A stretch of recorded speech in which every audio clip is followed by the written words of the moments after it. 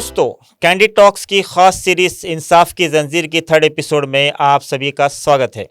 दोस्तों, पिछले एपिसोड में इसाकी सर ने हमें लोअर कोर्ट्स का हाल सुनाया, लेकिन सोचिए, सालों की मेहनत के बाद अगर आप ट्रायल कोर्ट से केस जीत भी जाएं तो क्या इंसाफ मुकम्मल हो जाएगा? बिल्कुल नहीं। आज हम बात करेंगे अपील्स के ज़रिए एक स्टे ऑर्डर पूरी जंग का रुख कैसे बदल देता है। हाई प्रोफाइल केसेस को लोअर कोर्ट से लेकर सुप्रीम कोर्ट्स तक ये अपील्स का सिलसिला इंसाफ को कैसे फ्रीज करता है। चलिए, इसी टॉपिक पे अपनी गहरी नज़र डालने के लिए हमारे साथ सीनियर जर्नलिस्ट एस.ए. इसाकी सर मौजूद है। सर, आपका स्टूडियो में बहुत बहुत स्वागत है। शुक्रिया।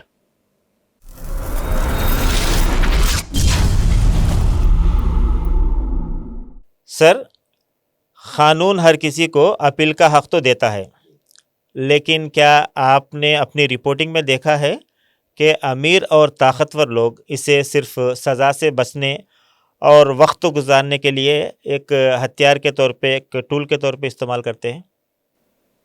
हाँ, कह सकते हैं। जब कई केसेस में सिर्फ अमीर और गरीब और ताकतवर का पहली बात नहीं है। इंडियन जुडिशल सिस्टम के बारे में पहले अपन एक बात समझना है लोग जी।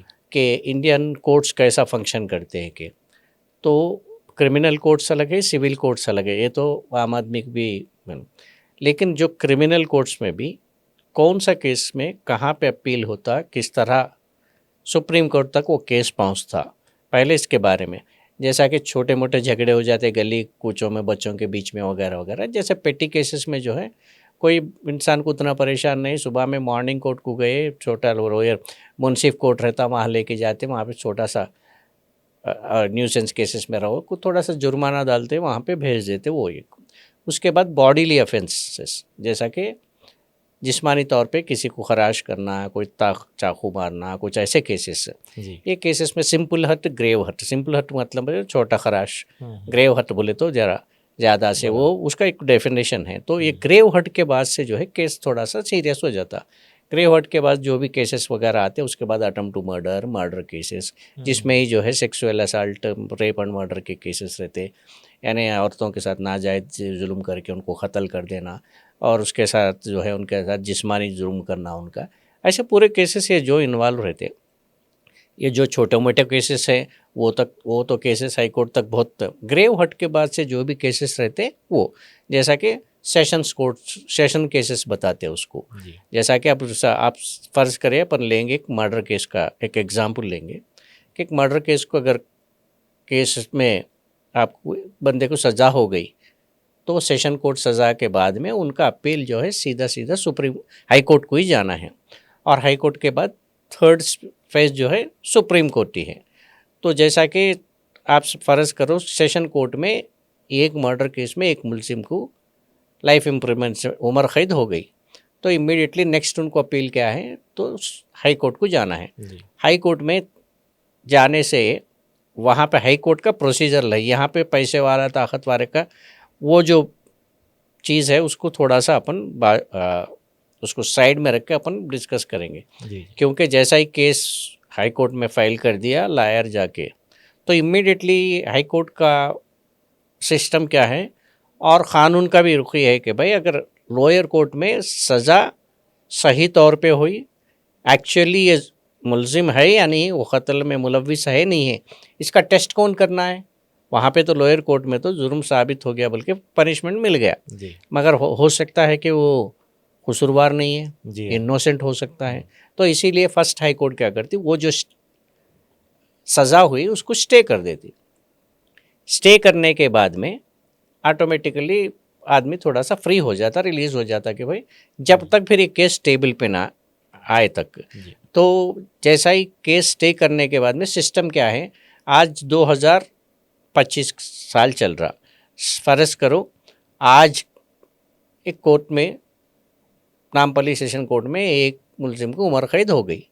उन्होंने कल या परसों के दिन जो है हाई कोर्ट को अपेयर हो गए। हाई कोर्ट में जो है केस बेंच पे आ गई। बेंच पे यहाँ पे भी सिंगल बेंच कौन से डील करती है, डिवीज़न बेंच क्या केसेस डील करती है, उसके बारे में भी डिस्कस करेंगे अपन। तो अगर हाई कोर्ट में आ गई बेंच के सामने चलेगी, क्योंकि मर्डर केसेस जिसमें लाइफ इम्प्रिजनमेंट और डेथ पेनाल्टी मतलब जिसको फांसी हुई, ऐसे केसेस में जो है डिवीज़न बेंच केस देखती है। तो हमने 10 साल से जिसको भी सज़ा कम हुई वो सिंगल जज बेंच के ऊपर जाते हैं, सिंगल जज वो ऐसे केसेस डील करते। सिंगल जज फैसला लिए तो भी फिर वो सीधा सुप्रीम कोर्ट ही जाना है, फिर डिवीज़न बेंच को जाने का नहीं है। फिर उसी तरह उमर कैद पे कोई भी फैसला डिवीज़न बेंच ली तो फिर आप सुप्रीम कोर्ट को ही जाना है।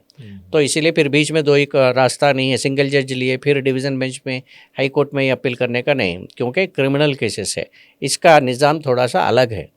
तो अब फ़र्ज़ करो कि अब अपील आ गया वो बंदे का, उमर कैद हुआ, सो बेंच पे आते ही जज साहब उसको स्टे कर देते, क्योंकि इमीडिएट रिलीफ देना है, क़ानून में है वो कि भाई आया कि जब तक उनको हाई कोर्ट में टेस्ट है वो टेस्ट कंप्लीट नहीं हुआ जब तक जो है उनको थोड़ा सा राहत मिल जाती फर्स्ट ऑफ ऑल, क्योंकि जब मगर आए आज 2025 में जी, मगर वो डिवीज़न बेंच अपील्स का ट्रायल मतलब फाइनल हियरिंग जो कर रही है वो 2017 का है। समझ में आया आपको? यहाँ पे एक बहुत नाजुक चीज़ है, बहुत से लोग नहीं समझते। आज का केस का ये केस 2025 में अगर आया सो केस तो फिर स्टे के बाद आके फिर हियरिंग को आना है, उसके ऊपर जो है अपील पूरा सुनवाई करना है, तो फिर वो 3 साल लगेगा, 5 साल लगेगा, साल मतलब ये 2017 का कंप्लीट होने के बाद 18 टेकअप करेंगे, 18 के बाद 19, जितने केसेस है, कभी 18-17 के केसेस 3 महीने में ख़त्म हो सकते, कम केसेस रहे तो ये फिर उनको आए तक ये राहत मिल जाती। तो जब तक जो है स्टे एब्सोल्यूट रहता, कई केसेस में ये भी है कि भाई स्टे भी नहीं मिलता। मेरे जुर्म का जो संगीन अगर है कुछ ख़ास करके ये जो ख़वातीन के ख़िलाफ़ में जो एटम्स जो होते हैं उनके जिस्मानी तौर पे जो जुल्म होते हैं वो वैसे केसेस में, और नाबालिग बच्चों के साथ में जो जुर्म होते हैं वैसे केसेस में, और ख़ास करके बच्चों के कत्ल में मुलविस ऐसे केसेस में बहुत रेयरली स्टे मिलता है। जब तक स्टे नहीं मिलेगा उन्हें सज़ा काटते रहना है, उसके बाद में अपील्स। और हाई कोर्ट में क्या है, लोअर कोर्ट में आपको हमेशा मुलजिम अक्यूज्ड पर्सन जिसके ऊपर इल्ज़ाम आयद की गई है वो भी बंदा रहना है, और प्रोसिक्यूशन बोले तो पुलिस की तरफ से स्टेट प्रोसिक्यूट करती है, तो और उसके साथ में कभी कभी कंप्लेनेंट भी, दोनों को हर पेशी को वहाँ पे अटेंडेंस देना, हाज़िरी देना ज़रूरी है। जबकि हाई कोर्ट में ना अक्यूज्ड होगा, मतलब जिसको सज़ा हुई मुलजिम भी नहीं होगा, कंप्लेनेंट भी रहने की ज़रूरत है। कंप्लेनेंट की तरफ से स्टेट अपील होती और मुलजिम की तरफ से जो है उनका वकील अपील होता, तो वहाँ पे मेरिट्स पे। और देर इस वास्ते ये भी चीज़ देरी इस वास्ते होती कि भाई जब लोअर कोर्ट में सज़ा हो गई तो लोअर कोर्ट की केस के पेपर्स उसके पूरे जिराक्स कॉपीज़ बना के, सेट्स बना के यहाँ से फिर हाई कोर्ट तक पहुँचाने के लिए तकरीबन महीने नहीं, कभी कभी 2-2 साल भी लग जाने से इंसिडेंट्स है वैसा।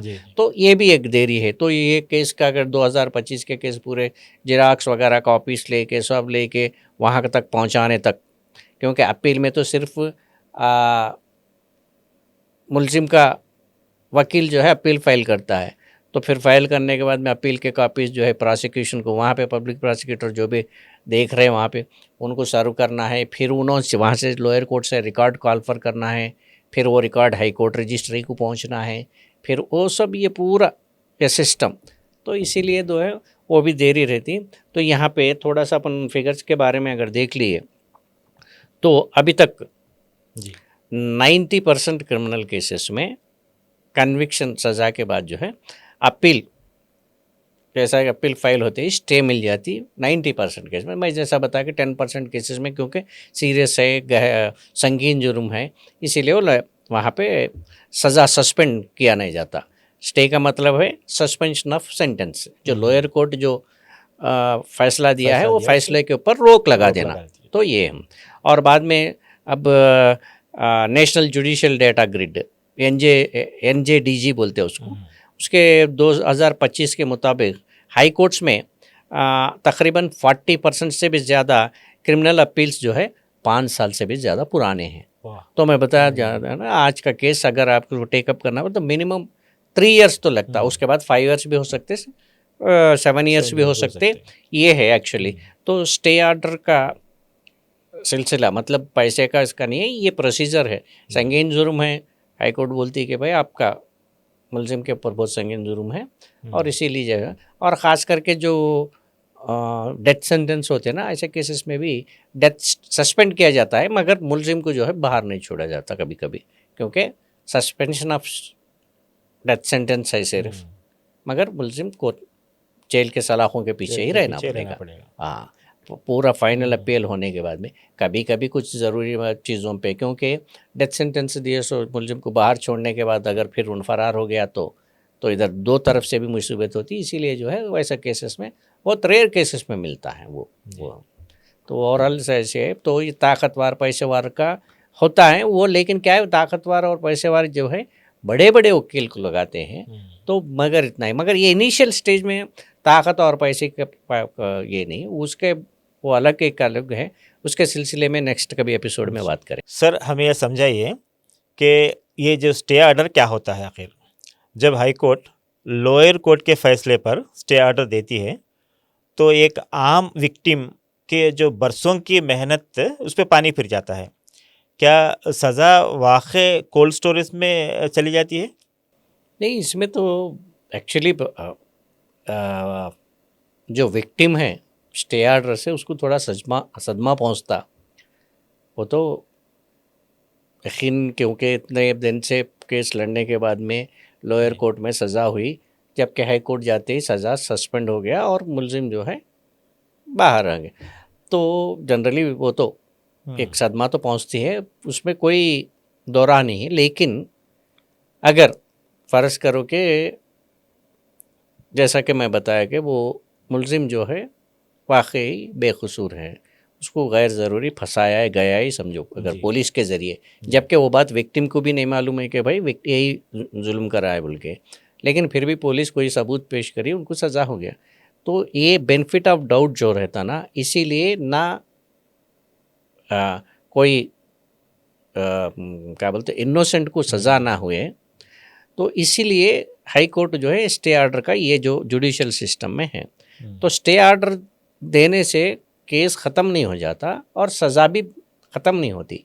जबकि अगर हो सकता है कि भाई पूरे अपील होने के बाद में दलील पेश करने में प्रोसिक्यूशन कामयाब हो गई, तो लोअर कोर्ट जो सज़ा सुनाया उससे भी बड़ा सज़ा हाई कोर्ट सुनवा सकती। कभी लोअर कोर्ट में फर्ज करो 10 साल से भी ज़्यादा, 12 साल 10 साल का कोई भी सज़ा सुना दी है अगर केस, अगर बेंच के सामने आ गए, या नहीं तो सिंगल बेंच ही जो डील कर रहा है उसमें एक अटेम्प्ट टू मर्डर केस फ़र्ज करो ले लो, तो उसमें 7 साल का 5 साल का कोई सज़ा सुना दी है, तो लेकिन जब हाई कोर्ट के पास आया, हाई कोर्ट जब फाइनल अपील सुन ली, तो सुन लेने के बाद में हुआ कि भाई संगीन जुर्म है एक्चुअली, सिर्फ सज़ा बिल्कुल कम है 5 साल जो सज़ा है, इनको जो मैक्सिमम पनिशमेंट 10 साल है वो 10 साल ही अगर देना पड़ा तो क्या हुआ, फिर सज़ा तो दुगनी होगी। यहाँ तो विक्टिम को और ज़्यादा इंसाफ मिल गया और जो मुलजिम है जो कसूरवार है उसको सज़ा भी जो है एग्जैक्ट पनिशमेंट मिली।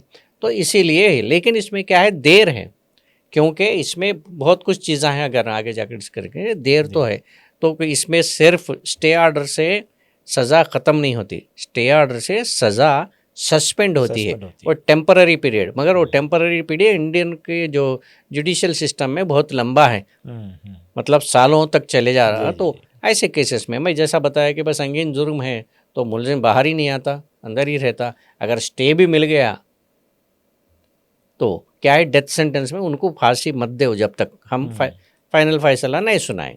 अब रहा उम्र कैद वगैरह केसेस में भी आना सिर्फ डेथ सेंटेंस में और थोड़े संगीन जुर्म में जो बच्चों के साथ में नाजायज़ जुल्म करे, ऐसे केसेस में भी, और उसमें भी पनिशमेंट जैसा कि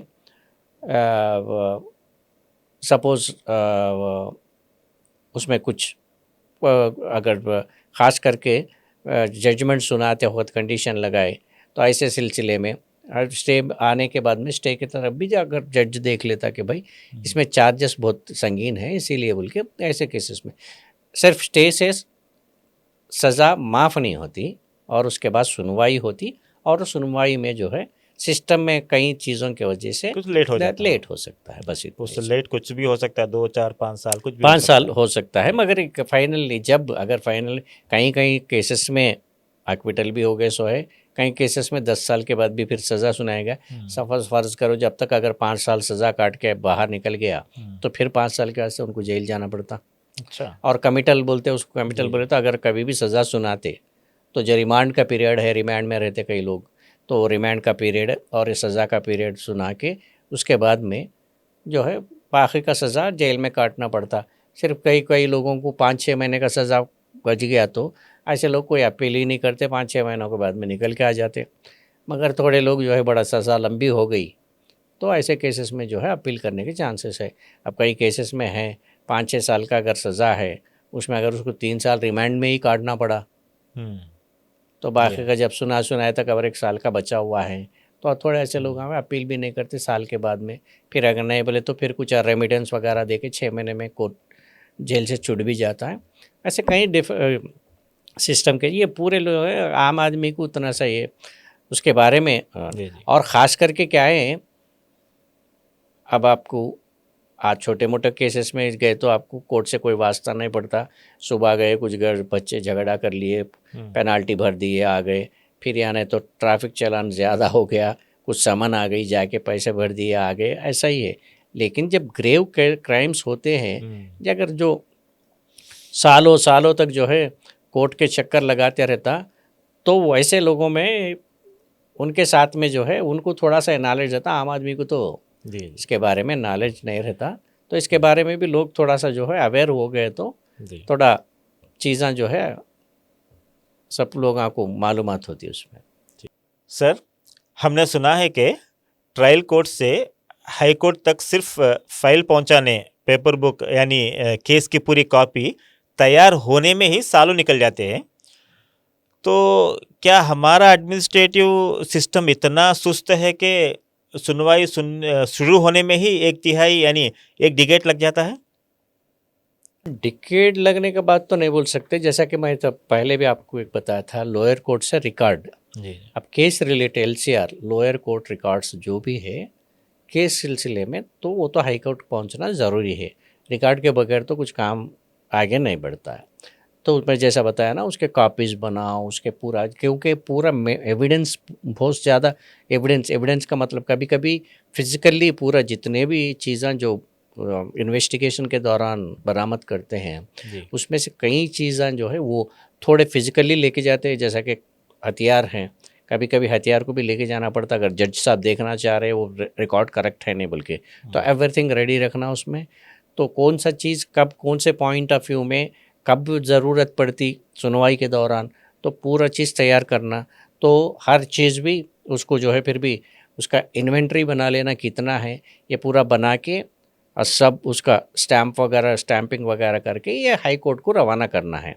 तो इसमें कभी कभी वही 18 महीने से कभी कभी 2 साल लग जाते कई केसेस में, कई केसेस में। इसीलिए और मैं बोला ना, अपील का हियरिंग का टाइम भी देखो, जैसा कि अब मैं बताया 2005 का केस टेप कब करना बोले तो 2010 हो सकता है, 2011 हो सकता, मिनिमम 5 साल 4 साल की तो ये इसके दरमियान जो है वो केस का रिकॉर्ड वहाँ पे पहुँचता।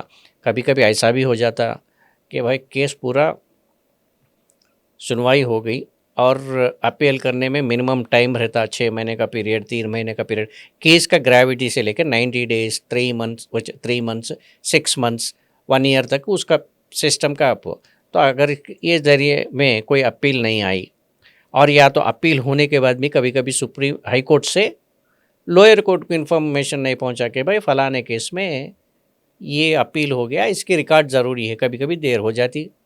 हो सकता है कि भाई मैन पावर की कमी हो या लेटर कहीं पहुंचने में देर, क्योंकि जैसा कि आप आज तो ईमेल वगैरह कम्युनिकेशन है, पहले तो लेटर तो ड्राफ्ट करके पोस्ट करना पड़ता था, और लेटर जाके पोस्ट ऑफिस वाला फिर वह कोर्ट को डिलीवरी करके, सब वो डिस्ट्रिक्ट्स में होता। सिटी में है बोले तो यहाँ से कोर्ट को दूसरे सिस्टम से कुछ मैसेंजर से भी भेज दिए, शाम में कम्युनिकेट कर दिए बोल के समझ सकते। मगर डिस्ट्रिक्ट से रिकॉर्ड आना है, मगर अब फ़र्ज़ करो करीमनगर का डिस्ट्रिक्ट सेशन कोर्ट में किसी को उम्र कैद हुआ तो केस फिर आके चैलेंज करना किसके पास है? High court. Telangana high court को आना है। फिर रिकॉर्ड कहाँ से आना है? करीमनगर से आना है। तो यहाँ पे फाइल होने के बाद में अपील फाइल होने का information high court Karimnagar district session court को देना है। जब उसके बाद में वहाँ पे रिकॉर्ड बन के आना है यहाँ पे, तो ये करस्पॉन्डेंस जो होता, इसमें कहीं भी कुछ कोई भी किसी की भी रीज़न से, किसी की लापरवाही रहने दो, किसी की ओवरलुक रहने दो, किसी की इग्नोरेंस रहने दो, या फिर वजह कुछ भी हो, तो विक्टिम का नुकसान नहीं, क्योंकि ये तो प्रोसीजर मैं बता रहा हूँ। तो विक्टिम को क्या होता, मायूसी हो सकती है, अरे इतना देर हो गया, फिर अभी वो जो है मुलजिम जो है मेरे ऊपर जो अटैक करने वाला, या नहीं तो मेरे दोस्त के साथ संगीन जुल्म करके उसके जान लेने वाला आराम से घूम रहा बोल के, वो एक तो एक होती है, और उसमें दिल में जो है एक बरहम रहती है, वो सब ये सिस्टम है। लेकिन वो अब इसमें यहाँ पे इसमें कोई भी चीज़ को आप ये नहीं कर सकते। फ़र्ज़ करो कि भाई ऐसा हो गया, कोई डिस्ट्रिक्ट में केस हो गया, यहाँ से अपील की इन्फॉर्मेशन जाने में देर होगी, 6 महीने के बाद वो लोग देखे कि भाई रिकॉर्ड कहीं रख दिए निकाल के बाजू में, उसमें से कई चीज़ें मिस हो गए। तो ऐसे चीज़ों में 5-5, 6-6 साल लग जाते, क्योंकि उसको रिकॉर्ड को फिर रिकन्स्ट्रक्ट करना पड़ता, क्योंकि वो पुलिस स्टेशन से जाना, फिर फॉरेंसिक्स को जाना, ये पूरा सिस्टम ये। तो कभी कभी वही कई केसेस में रिकॉर्ड गायब हो गए, तो इसीलिए बोल के आप न्यूज़पेपर पे सुनते रहते ना वो, तो ये ऐसे सिलसिले में होते। तो इसमें कोई जानबूझ के कराए या नहीं तो खाली बाय मिस्टेक हो गया, वो अलग चीज़ें हैं। मगर ये पूरा, अगर इसमें कोई भी सिस्टम को आप कहीं भी नकार नहीं सकते, कोई भी किसी को भी ओवरलुक करके आप आगे नहीं जा सकते, ये सिस्टम सही है जी। सर, हाई कोर्ट्स में जजेस के कई पोस्ट खाली है। सर, आपने देखा होगा कि हज़ारों अपील्स रेडी फॉर हियरिंग होती है, मगर उनका नंबर ही नहीं आता। ये जो लिस्टिंग का सिस्टम जो है वो कैसे काम करता है, और एक आम आदमी का केस क्यों पीछे रह जाता है? जजेस का कमी तो है। तो जब कंबाइंड हाई कोर्ट रहता था, जब भी एक खास करके मैक्सिमम 1-2 सिंगल जजेस जो है ये क्रिमिनल अपील्स देखते हैं, और एक डिवीज़न बेंच रहता है। वो डिवीज़न बेंच भी अपील्स पूरे हफ्ता, मतलब 5 दिन, मंडे से लेके फ्राइडे तक काम करते। तो इसमें पूरे दिन भी अपील्स सुन नहीं सकती डिवीज़न बेंच।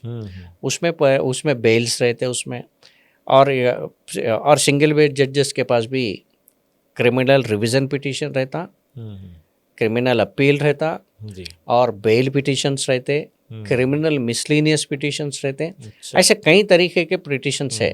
तो CRLP, CLP, तो ये पूरे ऐसे पूरे अपील, एक वर्ड, तो ये पूरे अपील्स अब जज साहब, सिंगल जज भी वही देखना है, डिवीज़न बेंच के पास भी वही है। लेकिन क्या है, वो संगीन जुर्म, मतलब जिसमें 10 साल से सज़ा कम है तो सिंगल जज देखते रहते, 10 साल से भी ज़्यादा उम्र कैद वगैरह और डेथ पेनाल्टी वगैरह ऐसे केसेस में जो है ये, तो इसमें बेल्स भी आते हैं और एंटिसिपेटरी बेल्स आते हैं। तो ये पूरे केसेस होने के बाद में इसीलिए वो लोग थोड़े पहले एडमिशन्स देखना है, उस दिन कितने केसेस आए, उसके बाद में दोपहर से या उसके बाद कुछ टाइम लेके एक केस का हियरिंग। तो और मैं जैसा बताया कि भाई minimum time period, average time period 3 से 5 साल का टाइम है। अब जैसे इलाहाबाद जैसे कोर्ट में 11 साल से 12 साल average waiting time criminal appeal hearing का, 11 से 12 साल। 11 से 12 साल, मतलब आज अगर फाइल करे तो कब आएगा आपका? 36-37 में आएगा। 36-37 में आएगा। तो अपीलों सुनना ही है, और उसमें क्या है, जजों की कमी। और कई सालों से डिमांड ये है कि भाई हर कोर्ट में भी डिवीज़न बेंचेस के भी अपील, क्रिमिनल अपील देखने वालों को डिवीज़न बेंचेस को उसका नंबर बढ़ाइए, सिंगल जजेस का भी बढ़ाइए बोल के। तो इसीलिए कभी कभी केसेस अगर दूसरे केसेस में रहे तो ये जजेस का भी बैठ के थोड़े केसेस मॉर्निंग टाइम पे डाल के थोड़े डिस्पोज ऑफ बेल पिटिशंस वगैरह थोड़े चंद पीरियड के लिए कभी कभी करते थे, होता रहता वो। तो लेकिन क्या है बोले तो आपको फ्लो भी उतना ही रहता ना, पॉपुलेशन बढ़ रहा, ऑफेंसेस का रेट मतलब क्राइम रेट भी बढ़ रहा, तो जजेस के भी ज़रूरत रहती है। लेकिन जितना रफ्तार में क्राइम बढ़ रहा उतनी रफ्तार में जो है जजेस की और वो नंबर ऑफ़ वैकेंसीज वो नहीं फिल हो रहे।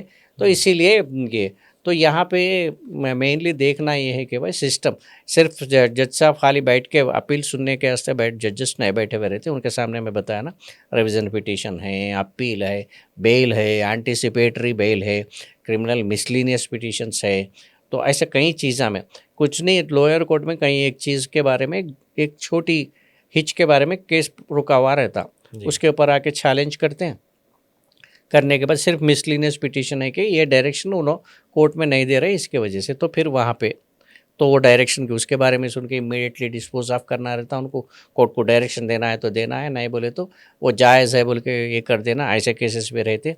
जैसा कि और हटके कभी लोअर कोर्ट में क्रिमिनल डिस्चार्ज पिटीशंस रहते, उसके ऊपर अपील आते, फिर वो अपील को सुनना है, तो ये पूरे केसेस वो लोग कब तक डिस्टर्ब करें। एक बंदा सुबह से अगर बैठा हुआ है, हाई कोर्ट में हम लोग देखते थे सुबह सुबह बैठ के दोपहर तक लंच टाइम तक थक के बैठ, क्योंकि उसमें बेल पिटीशंस वगैरह वगैरह जितने भी है, और बीच में और कोई जज साहब पूरा फाइल पढ़ लेके आके बैठता कि भाई केस आज डिस्पोज कर देंगे, बहुत दिन हो गया, तो ये 3-4 केसेस है जो कर दिए तो थोड़ा रिलीफ हो जाता, बल्कि उसी दिन एडवोकेट साहब, वकील साहब जो है कोई दूसरे की मसरूफियत की वजह से एडजमेंट मान लिए, तो फिर वो केस फिर कई दिनों के तक पीछे चले आता।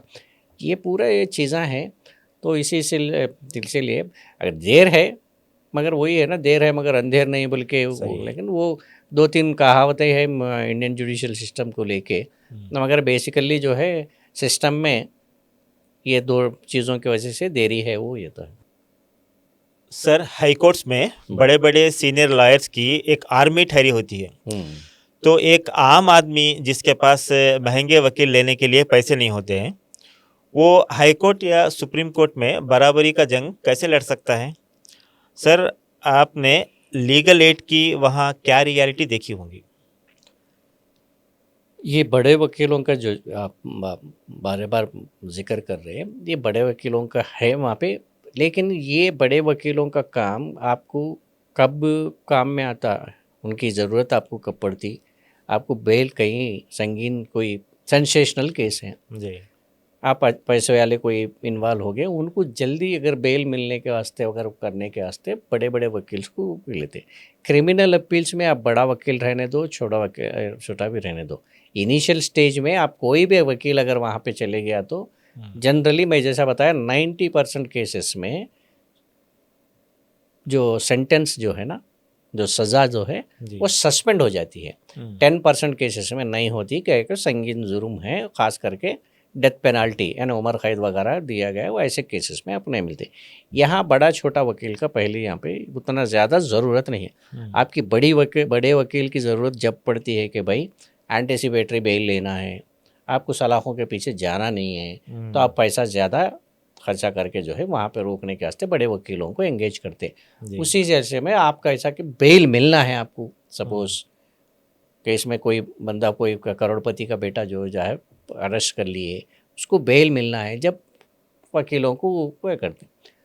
रहा सवाल कई लाइफ इम्प्रिजनमेंट केसेस में भी जब फाइनल हियरिंग को जब आते हैं, वैसे वक्त जो है लोग 100% बड़े वकीलों को एंगेज करते हैं, वो लोग जो है वहाँ से सज़ा से हटने के वास्ते।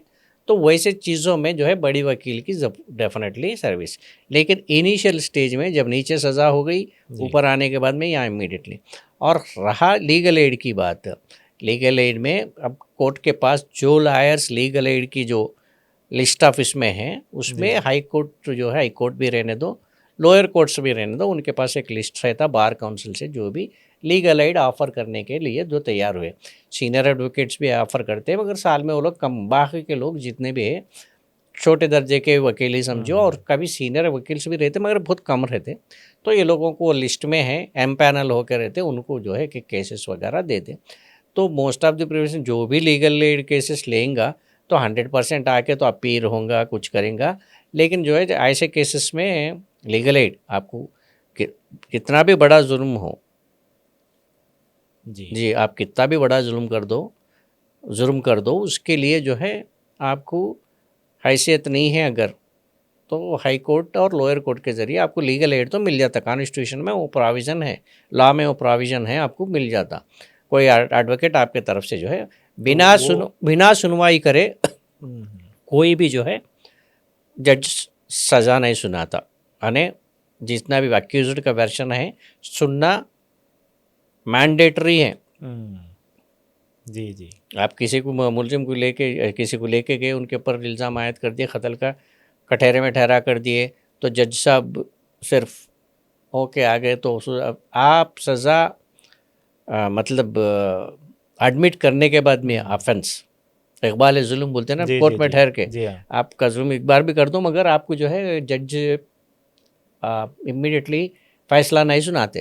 उसके बाद भी कई प्रोसीजर इन्वॉल्व होकर रहता, वो जी। प्रोसीजर में पूरा वो टेस्ट पूरे मैंडेटरी प्रोसीजर कंप्लीट होने के बाद में उसके बाद में जो है फाइनल जजमेंट आता उस पर।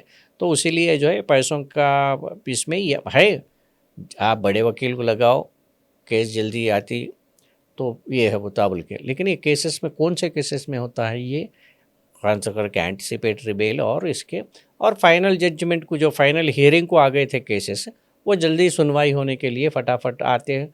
मेरिट्स पे आर्ग्यू में अपील्स पूरा मेरिट्स पे आर्ग्यू होता, लोअर कोर्ट तो आपको क्यों किस बुनियाद पे सज़ा दी।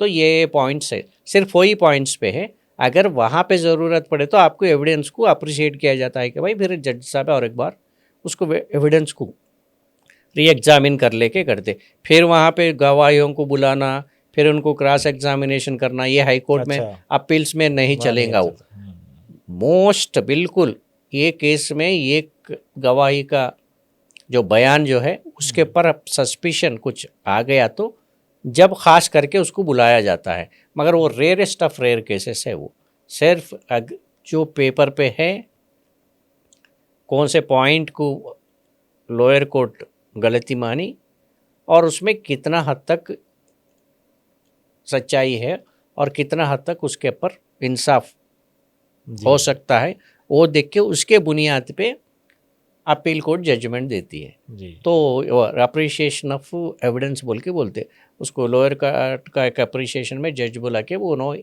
ये यहाँ पे आके यहाँ तक आने के बाद में ये हथियार लेके उनका कत्ल करे थे, हथियार के ऊपर ये पर। लेकिन जब यहाँ से यहाँ तक पहुँचने तक कुछ टाइम गैप हो गया, ये टाइम गैप को उन्होंने करेक्ट से क्या बोलते मेजर नहीं कर सके, इसको अप्रिशिएट नहीं कर सके। और एक बयान बता रहा है कि भाई मैं दूर से देखा हूँ और कितनी दूरी थी दोनों के बीच में, तो पहचान सकते नहीं सकते। ऐसे चीज़ों पे जो है फिर कुछ ज़रूरत पड़े तो ओपिनियन वगैरह लेके देख के जब फैसला सुनाया जाता है। तो वो ये चीज़ें जो है ये पूरे अपील के दौरान देखा जाता कि भाई कुछ भी नहीं है कि लोअर कोर्ट के जजमेंट को वहाँ पे टेस्ट किया जाता अपील में जी। वो टेस्ट के बुनियाद पे जो है वो टेस्ट करते वक्त अगर लोअर कोर्ट के जजमेंट में अगर आप सीनियर एडवोकेट को लगा लिए, अच्छे नामेवार, पैसे भी अच्छा चार्ज करते, आप आज भी हाई कोर्ट में भी एक अपीयरेंस को 30,000 रुपये से लेके 3 लाख, अपीयरेंस बोले तो सिर्फ आके ठहरने वो एक अपीयरेंस को 30,000 घंटे को एक अपीयरेंस को 30,000 रुपये लेने वाले भी है, 3 लाख रुपए भी लेने वाली है। और सुप्रीम कोर्ट को चले गए तो एक अपीयरेंस को 30 लाख भी लेने वाले हैं, 50 लाख भी लेने वाले हैं। वैसा ही हाई कोर्ट में 3 मैं बता रहा 30,000, कोई लाख रुपए लेता, कोई सिर्फ पूरा केस को 30,000 रुपये लेने के एडवोकेट हमें वहाँ पे रहते, और खाली सिर्फ 3,000 रुपये में आपको फाइल होता। आपको लोअर कोर्ट में 1,000 रुपये में भी बेल कूल या अपील फाइल होता। ये पूरे सिस्टम्स है, लीगल एड मिलता है। लीगल एड को अगर एडवोकेट काबिल है या नहीं है बोले तो वो एडवोकेट कैसा केस प्रेजेंट करता वैसा। लीगल एड पे आने वाले पूरे जो है खाली ऐसा ही दे देते बोल के नहीं, उनको भी एक्सपीरियंस रहता, वो लोग भी अच्छा सा केस आर्ग्यू करते, सिर्फ क्योंकि उनको मालूम रहता कि भाई गरीब है, ऑफेंस नहीं करा बोले तो उनको भी ज़मीन रहते, तो ऐसा भी लड़ने वाले हैं। तो इसमें तो यहाँ पे एक सवाल पैदा होता सर, ये लीगल एड देने वाले और पीपी जो पब्लिक प्रोसिक्यूटर था, ये दो में क्या कैसा जनता कैसा डिफरेंस क्या है बोले तो पब्लिक प्रोसिक्यूटर में जैसा बताया कि भाई पब्लिक प्रोसिक्यूटर स्टेट मतलब गवर्नमेंट को रिप्रेजेंट करता। गवर्नमेंट को रिप्रेजेंट करना मतलब पुलिस है, पुलिस को रिप्रेजेंट करने वाला पब्लिक प्रोसिक्यूटर रहता। क्योंकि ऑफेंस हुआ मतलब एक क्राइम हो गया, एक जुर्म हो गया, वहाँ पे रिकॉर्ड कर लिए, केस रजिस्टर हुआ, अक्यूज्ड को अरेस्ट कर लिए, रिमांड करना है, तो वहाँ से वहाँ तक पुलिस वाला कोर्ट के गेट तक लेके आना जज तक सामने पेश करना कोर्ट वाले की जिम्मा है, मतलब सॉरी पुलिस पुलिस वालों की। मगर उनके सामने, कोर्ट के सामने, जज के सामने ये केस पूरा प्रेजेंट करने का जिम्मा प्रोसिक्यूटर है। प्रोसिक्यूशन का मतलब सजा दिलाने वाला जो है प्रोसिक्यूटर है वो। तो ये प्रोसिक्यूटर जो है गवर्नमेंट की तरफ से ये होता। आप जैसा कि प्रोसिक्यूटर तो अक्यूज्ड के खिलाफ ही रहेगा ना, तो लीगल एड किसको मिलता? अक्यूज्ड को मिलता, क्योंकि आपके पास कोई आमदनी का जरिया नहीं, कुछ नहीं है, आपको पकड़ा गया कि भाई ये है। तो आप पूछे कि भाई आप क्या जुल्म कर दिए? बोले तो नहीं, मेरे को ऐसा पुलिस पकड़े वगैरह बोलने के बाद में आपकी तरफ से वकील साहब कौन है? बोले तो साहब मेरे को कोई वकील नहीं है, मेरे को कोई वकील रहने की हैसियत नहीं है। बोले तो जब जज साहब खुद वहाँ से एक ऑर्डर पास करते कि भाई इनको लीगल एड प्रोवाइड करो बोल के, तो वो बार काउंसिल में से उनके पास एम्पैनल के लिए एडवोकेट करता है, उसमें से कोई भी अवेलेबल है तो उनको दे देते। इसको, ये एडवोकेट को पेमेंट जो है कोर्ट के जरिए होता, मतलब कोर्ट के जरिए बोले तो गवर्नमेंट इनको पे करती। तो उसको लीगल सर्विस अथॉरिटी बोल के कोर्ट में रहता, उसका ही एक ब्रांच, उसके पूरे जो है ब्रांचेस डिस्ट्रिक्ट में हर जगह रहते हैं, अपने सिटी सिविल। वो लीगल एड सर्विसेज जो भी है, लीगल सर्विसेज अथॉरिटी, वो अथॉरिटी के जरिए इनको पेमेंट होता।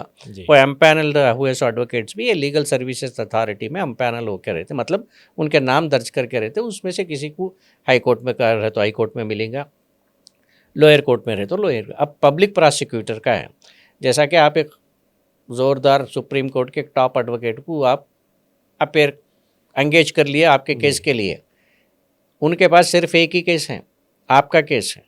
आपके पास 50 लाख रुपए 30 लाख रुपए लेके वो केस का सिर्फ तैयार, उनके पास कई केसेस होंगे मगर उस वक्त आए आपका केस तैयारी करके आए, जबकि पब्लिक प्रोसिक्यूटर के पास वही कोर्ट में 50 केस हैं। अच्छा जी, आपका एक ही केस नहीं है जी जी जी, तो उसके ऊपर 50 केसों का करने का जिम्मा है। तो उनके ऊपर मेंटल और फिजिकल भरने बोझ कितना रहता।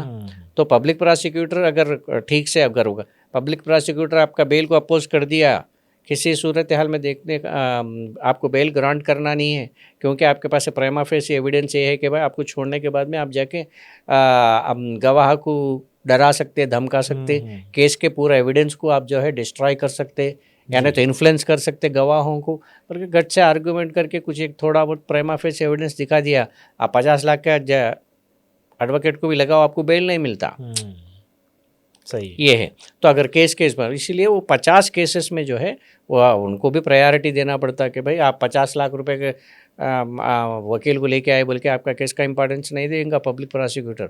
उसी टाइम पे और कोई संगीन जुर्म का केस दूसरा केस में रहा तो आपके वकील को इंतज़ार भी करना पड़ेगा और आके आर्ग्यू करके बोलता कि भाई नहीं देना, इस पर नहीं है, तो अगर आप दिए तो मैं चैलेंज करता हूँ कोर्ट में, ऐसी स्टेज में ऐसा नहीं है बोल के वो बोल सकता है कोर्ट में, उसका मौक़ूफ़ पेश कर सकता है। ये पूरा चलते रहता है ये। तो इसीलिए बताते कि देखिए, मैं जब से अपन बात कर रहे थे ना, एवरेज टाइम पे 11 से इलाहाबाद जैसे कोर्ट में, अब जैसा कि इंडिया में पूरे 25 हाई कोर्ट्स हैं, उसमें 30 से 35% पोस्ट वेकेंट है। परसों कुछ 5 लोगों को 10 लोगों को ऐसा डालते रहते हैं, मगर रिटायरमेंट भी वैसा ही रहता ना।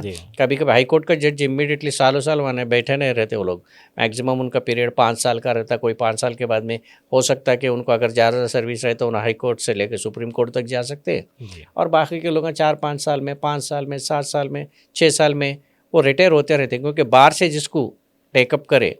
जैसा कि जजेस का जो है अपॉइंटमेंट 2 तरीक़े से होता है हाई कोर्ट में, जैसा कि थोड़े लोगों को बार बोले तो जो एडवोकेट्स है ना, उसमें से जो है जो काबिल जजेस है, काबिल एडवोकेट्स वकीला हैं, उनको जजेस बनाया जाता है। उसको मिनिमम सर्विस का पीरियड इतना रहना, इतने साल सर्विस रहना, इतने केसेस उन्होंने डील करके रहना, ये पूरा एक वहाँ पे एक क्राइटेरिया है।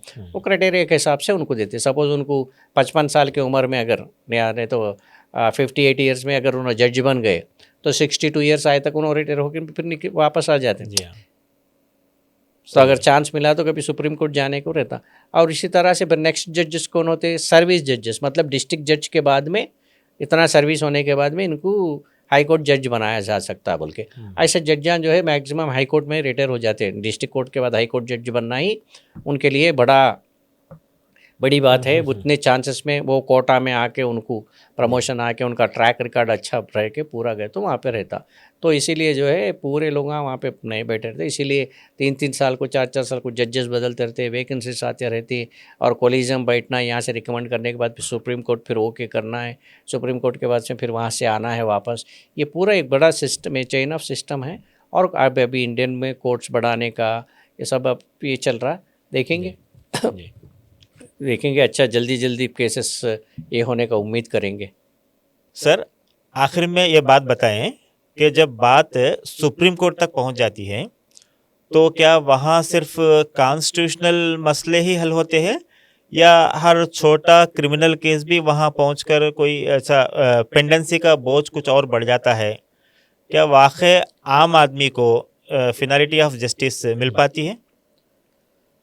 सिर्फ कॉन्स्टिट्यूशनल मैटर्स ही नहीं, सुप्रीम कोर्ट में क्रिमिनल अपील्स भी देखा जाता है जी। और सिविल मैटर्स में भी वो भी देखा जाता है।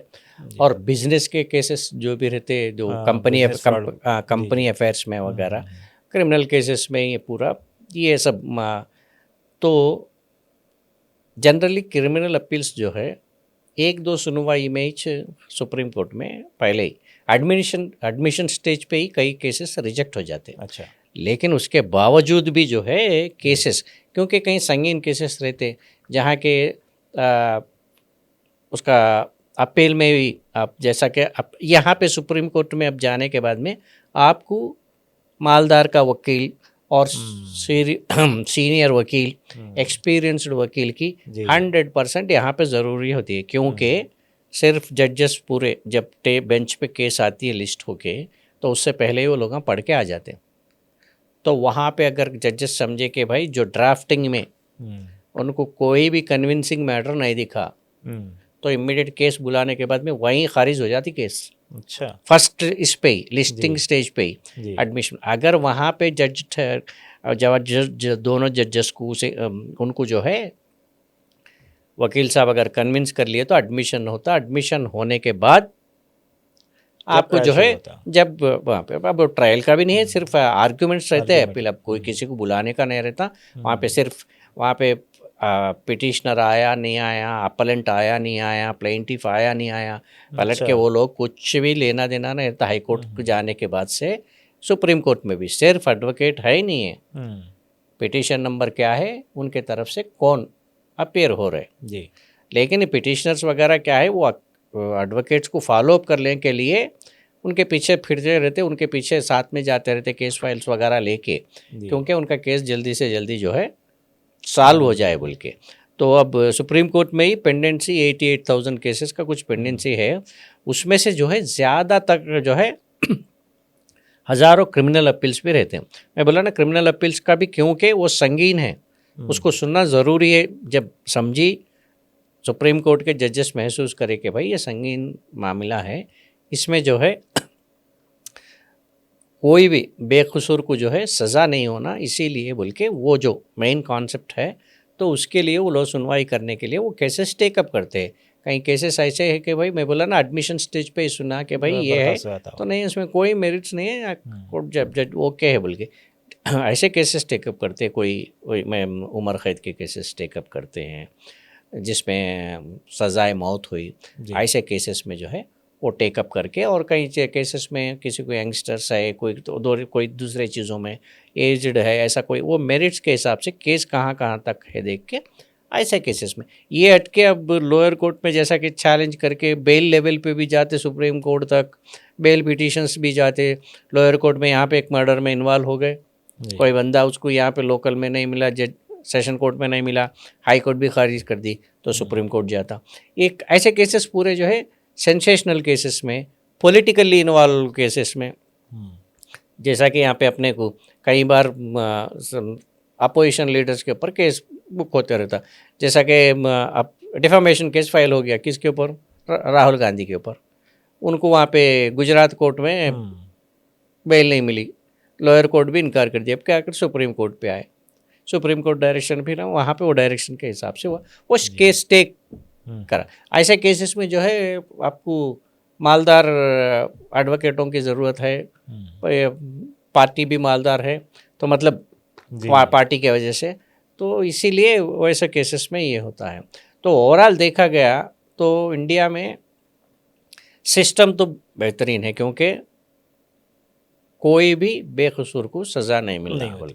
नहीं होने के लिए ये पूरे चाहे 100 ये गुनहगार क्यों ना छूट हाँ जाए, हाँ वो है एक ना, हाँ वो कहावत है ना हाँ, वही। ये है। तो हर जगह पे जो है सिस्टम में केयर हर जगह लिया गया, लेकिन प्रोसेस लंबा है, जी। प्रोसेस में देरी है, ये देखा जाएगा। और आइंदा अब जैसा कि टेक्नोलॉजी बढ़ रहा, अब हाई कोर्ट में भी हो, सुप्रीम कोर्ट में भी हो, आपको ऑनलाइन हियरिंग्स वगैरह वगैरह हो जा रहे, चंद दिनों के बाद में जो है ये भी स्पीड अप ट्रायल कुछ टेक्नोलॉजी के हिसाब से देखा गया तो कुछ और भी एक गैजेट्स भी, डीएनए टेस्टों के, फोरेंसिक टेस्टों के गैजेट्स, खास करके मेन क्रिमिनल केसेस में ना। और सिविल वाला कैसा भी लड़ते ही रहता, क्योंकि जायदाद की लड़ाई है, जी। और कंपनी अफेयर्स वाला दो कंपनी के बीच में उनका ये है। मेन जो है आम आदमी जिसका उनका ज़्यादा सा जो ये केसेस में इन्वॉल्व है, वो जो है पूरे क्रिमिनल केसेस के रहते हैं। तो देखेंगे आइंदा चल के क्या होता। तो दोस्तों, आज इसाकी सर ने बताया कि ऊंची अदालतों की दहलीजें कितनी ऊंची होती है, एक स्टे कैसे इंसाफ की उम्मीद तोड़ देता है। ये जानकर दुख भी होता है और हैरत भी होता है। इसाकी सर, आपने वाक़ई हायर कोर्ट्स की रिपोर्टिंग की, जो वो पहलू आप दिखाए जो आमतौर पे लोगों को नज़र नहीं आती। बहुत बहुत शुक्रिया। आपका भी बहुत बहुत शुक्रिया। तो दोस्तों, आज की बात यहीं ख़त्म होती है। वीडियो को लाइक करिए, अपने दोस्तों में शेयर कीजिए और चैनल को सब्सक्राइब करना मत भूलिए। फिर मिलते हैं अगले एपिसोड में, तब तक के लिए दीजिए इजाज़त। Thank you.